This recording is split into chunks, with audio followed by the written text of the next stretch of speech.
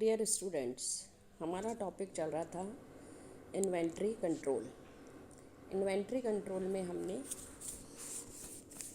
Definitions, meaning और उसके techniques के बारे में देखा था। अब हम देखते हैं कि स्कंद नियंत्रण की प्रक्रिया क्या है, यानी प्रोसेस ऑफ इन्वेंट्री कंट्रोल। स्कंद नियंत्रण एक महत्वपूर्ण कार्य है, अतः इसे एक निश्चित प्रक्रिया में ही करना चाहिए।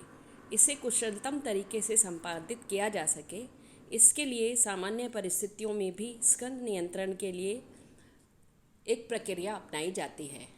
वो प्रक्रिया किस तरह से अपनाई जाती है वो हम देख लेते हैं। सबसे पहले स्कंद की आवश्यकता का निर्धारण करना। सर्वप्रथम संस्था में स्कंद की आवश्यकता का मदवार यानी आइटम वाइज उसका निर्धारण करना चाहिए। इस हेतु संस्था के पुराने अभिलेखों से समंकों का उपयोग करना चाहिए और उनके आधार पर स्कंद की आवश्यकता अनुसार पूर्वानुमान लगाना चाहिए। सेकंड, जैसे ही हम आवश्यकता का निर्धारण कर लेंगे, स्कंद क्रय नियोजन करना। तत्पश्चात स्कंद क्रय का नियोजन किया जाता है। स्कंद का नियोजन करते समय स्कंद की न्यूनतम एवं अधिकतम मात्रा, सुरक्षा स्कंद की मात्रा, मितव्ययी आदेश की मात्रा आदि का निर्धारण किया जाता है। नियोजन अलग करते समय नियंत्रण की सभी तकनीकों से श्रेष्ठ तकनीकों का प्रयोग इसमें करना चाहिए या उपयोग करना चाहिए। इसके बाद स्कंद क्रय की व्यवस्था करना। इस चरण में प्रबंधक स्कंद के क्रय की व्यवस्था करते हैं और क्रय की जब व्यवस्था की जाती है तो उसमें निविदाएं मांगी जाती हैं। फिर निविदाओं की तुलना की जाती है, आपूर्तिकर्ता से कंडीशंस जो हैं वो निर्धारित की जाती हैं और आपूर्ति अनुबंध करना आदि कार्य किए जाते हैं। इन कार्यों के बाद स्कंद की आपूर्ति प्राप्त करना। जैसे ही हम स्कंद की आपूर्ति प्राप्त करते हैं, इस हेतु क्रय आदेश भी तैयार किया जाता है और उसे भेजा जाता है। परिवहन, सुपुर्दगी, जांच, भंडारण एवं लेखांकन की आवश्यक व्यवस्था इसी में ही कर ली जाती है। जब आपूर्ति को प्राप्त कर लेते हैं तो स्कंद के स्तर की जांच करना।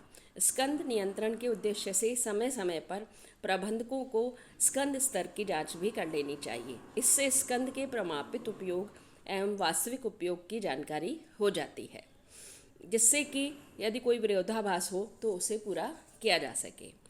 फिर भौतिक सत्यापन। प्रबंधकों को स्कंद के भौतिक सत्यापन की व्यवस्था करनी चाहिए।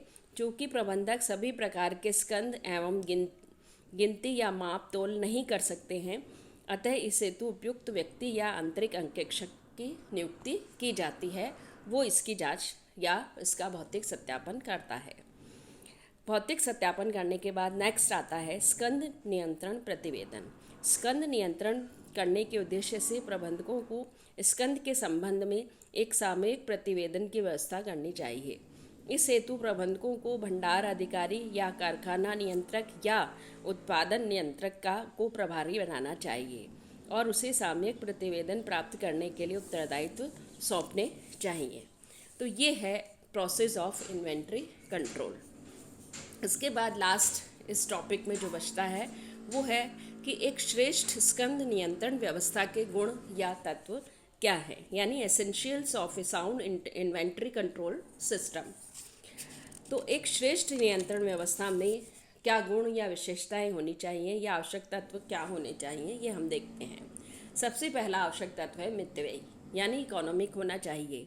स्कंद नियंत्रण व्यवस्था मितव्ययी हो, इसमें कम से कम लागत पर श्रेष्ठतम रूप से स्कंद नियंत्रण की व्यवस्था की जानी चाहिए। सेकंड, सरल। सरल का मतलब इजी, या यह व्यवस्था सरल होनी चाहिए। इससे संबंधित व्यक्ति सभी आसानी से इसे समझ सके और इसका उपयोग कर सकें। थर्ड, इसमें आता है लोचशील। लोचशील यानी यह लोचशील हो, इसे परिस्थितियों के अकॉर्डिंग इसमें परिवर्तन किया जा सके और परिवर्तन करके उसका समायोजन किया जा सकता हो, तो यह लोचपूर्ण भी होनी चाहिए। उत्पादन में निरंतरता। स्कंद नियंत्रण व्यवस्था उत्पादन प्रक्रिया में निरंतरता बनाए रखने में योगदान रखने वाली होनी चाहिए, यानी अवरोध या संकट उत्पन्न करने वाली अच्छी से अच्छी व्यवस्था निरर्थक होती है, इसलिए निरंतरता इसमें बनी रहनी चाहिए। इसके बाद आता है समयानुकूल या आधुनिक। स्कंद नियंत्रण की व्यवस्था आधुनिक या समयानुकूल होनी चाहिए। इससे अधिक तर्क संगत तकनीक एवं व्यवस्था का लाभ उठाया जा सकता है। नेक्स्ट, उद्देश्यों के अनुरूप। स्कंद नियंत्रण की व्यवस्था स्कंद नियंत्रण के उद्देश्यों तथा संस्था के उद्देश्यों के अनुरूप होनी चाहिए। व्यवस्था उद्देश्यों की पूर्ति में योगदान देने वाले भी होनी चाहिए। नेक्स्ट, सुदृढ़ निरीक्षण। स्कंद नियंत्रण की व्यवस्था में सुदृढ़ निरीक्षण व्यवस्था होनी चाहिए। इससे स्कंद के दुरुपयोग की संभावना नहीं रहती है। नेक्स्ट, सत्यापन व्यवस्था। अच्छी स्कंद नियंत्रण व्यवस्था में स्कंद के सत्यापन की व्यवस्था भी पर्याप्त रूप से होनी चाहिए। इससे स्कंद की प्रत्येक मद का यथा समय भौतिक सत्यापन होता रहता है। नेक्स्ट, सुरक्षा व्यवस्था। स्कंद नियंत्रण व्यवस्था अधूरी होगी तो स्कंद भंडारों पर पर्याप्त सुरक्षा नहीं होती है, इसलिए स्कंद की पर्याप्त सुरक्षा व्यवस्था होनी चाहिए। नेक्स्ट, इसमें आता है जोखिमों का बीमा। स्कंद नियंत्रण की सुदृढ़ता को बनाए रखने के लिए जोखिमों का पर्याप्त बीमा होना चाहिए। जोखिमों से उत्पन्न परिमाणात्मक हानियों का भी बीमा कराया जाना चाहिए।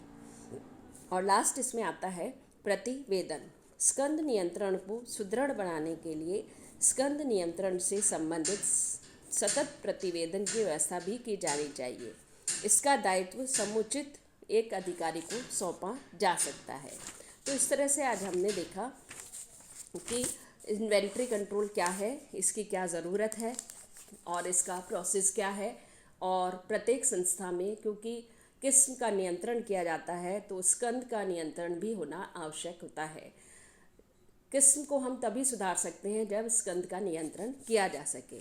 तो स्कंद नियंत्रण जो है वो उसका हमने प्रोसेस और एक श्रेष्ठ स्कंद नियंत्रण व्यवस्था के गुण और तत्व आज हमने इसमें देखे।